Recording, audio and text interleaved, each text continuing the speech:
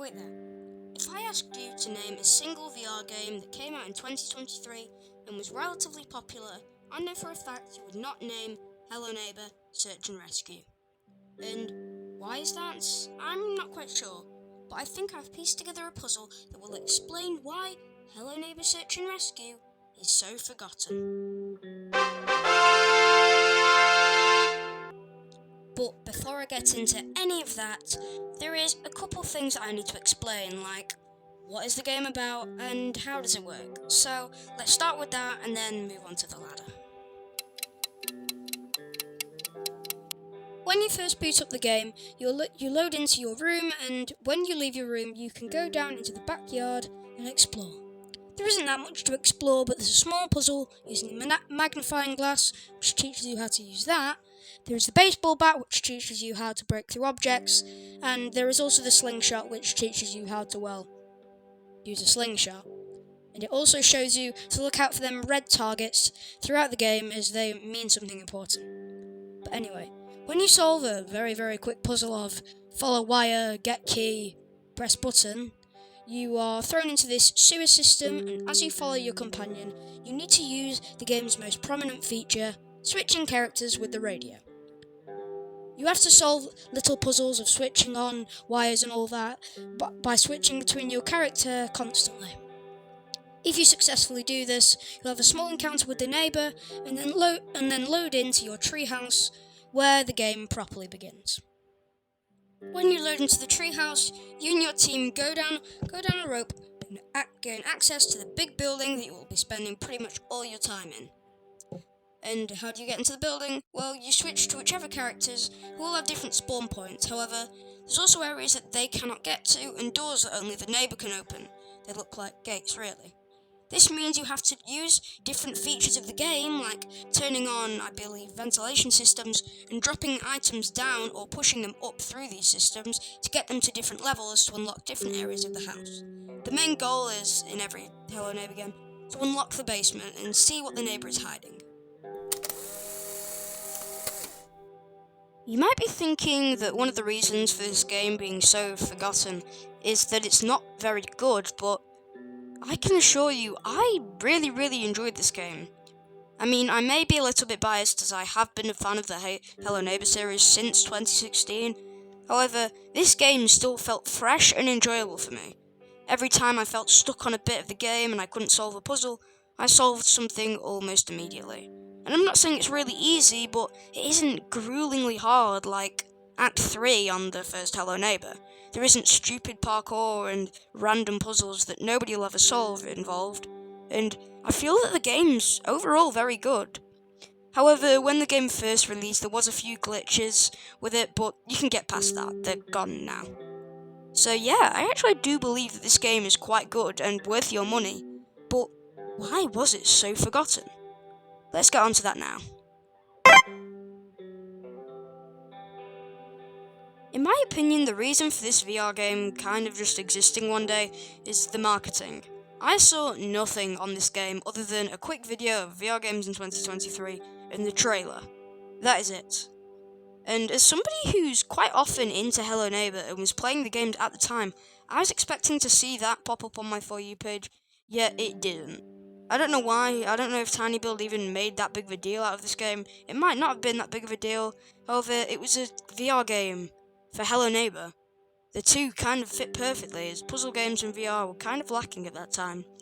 I feel like if TinyBuild made the game a bit more available and let everybody know that it was coming out very soon in summer, it would have been a success. And sure, the bugs at the start kind of pushed away the audience, but there was a lot of Hello Neighbour fans who were happy with how the game turned out, and in its current state, it is pretty good, I will say. The puzzles are creative and everything. However, I feel like not enough people know about this game. It doesn't even really pop up on the Oculus store. I don't know why, it just doesn't. But I feel like if TinyBuild pushed this game a bit more people would know about it and more people would care. In my opinion, this game does actually have a couple of strengths. Despite it being a very fun puzzler, and even though not many people know about it, it's great to bring to VR newcomers and family gatherings. as it's quite a casual, chill game with a bit of pressure to get you used to how VR games will work in the future if you're interested in shooter games or horror games, and it's also just a very fun puzzler. It's casual and it's kind of beautiful in a way, and the puzzles aren't too difficult, so people will understand how to do them quite well. Maybe even give older people a go, as they'll probably understand this game, and, well, they're a kid again, and that's what old people seem to beg for.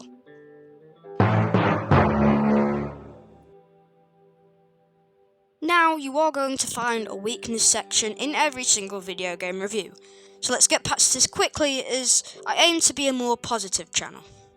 Anyway, there aren't actually that many weaknesses for this VR game. You might be thinking, what? It has to have a lot if it's, well, forgotten and nobody plays it. Well, no, not really. It's a casual puzzler to play with friends. It isn't very expensive, however it is quite a short game, and you can't pour more than 10 hours into this unless you're still playing the main story. I reckon it's just the game to pick up when you're kind of bored of VR games and sick of playing the same apocalypse game over and over. And, well, if you're looking for VR games to pick up to maybe pour a bit of time into, so just to cure your boredom, this is definitely one of them.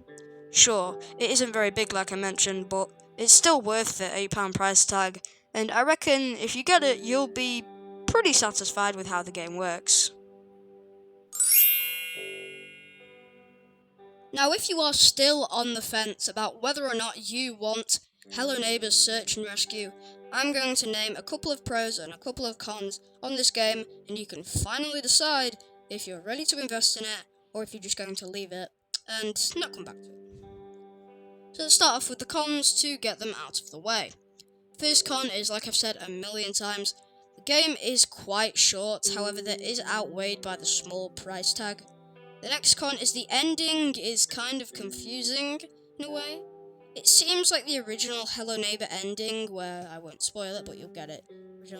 The game feels like a spin-off, and it doesn't feel like an actual canon Hello Neighbour game. However, that is kind of outweighed by it is what you want in a Hello Neighbour game, which moves us on to the pros. Now, this game is definitely very fun to play, and obviously the features work well. The way you get different items to different levels works extremely well, and it's very fun to do. However, you may struggle with switching between characters, as it is a bit tricky to get used to. The controls in this game are very good if you even care about that, and honestly, this game is just fun. It's a fun game to casually play if you're bored. Now, I wouldn't invest in it if you're willing to make like a million videos on it, because you can't really do that. And there isn't really much lore in the game, it's kind of just a Hello Neighbour spin-off in virtual reality. Hello there, Mackie here, filming the outro. I really hope you enjoyed today's video and it has inspired you to invest in Hello Neighbour games. Maybe not this one, but make sure you check out the other games that Tiny Build have developed. Also, props to them for developing this game. It's extremely underrated in VR, and I believe more people should check it out, and that's why I made this game. It's one of my personal favourite VR games that I've ever played, I know, and probably one of the best I played in 2023. While it is short and everything, it's definitely a fun game to invest in, as it's cheap and everything. But yes, I hope you enjoyed today's video, and are willing to come back to the channel another time. This is definitely not my best video yet, and, well, watch some of my others and you'll see why. However, this is my first video essay, and it takes a lot longer than expected to develop, as it's taken around 3 hours. So yeah, thank you very much. Also, the music I used in the game is from the Hello Neighbour soundtrack, so check that out. The music is killer. Anyway, thank you for watching, like and subscribe, and have a great day.